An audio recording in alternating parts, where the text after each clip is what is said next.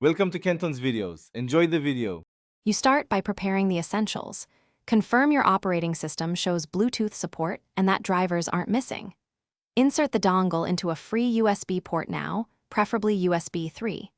0 for stable power. If needed, use a short extension.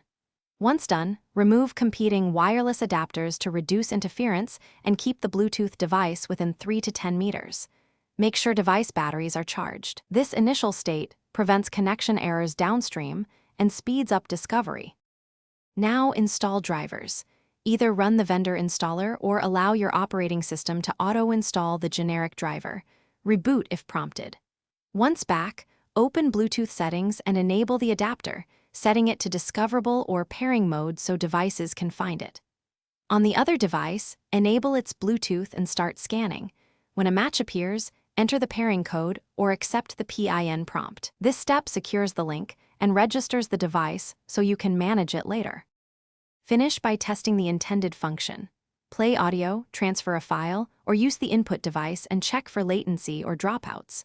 Then configure defaults. Set the dongle as the default audio or add the device to a trusted list, so reconnections are automatic. If you encounter problems, repair the device first. Next update or reinstall drivers, try a different USB port, or use a powered hub to resolve power-related instability. One key tip: remove and repair often clears stubborn connection cache issues. Thanks for watching. Consider subscribing if we helped you.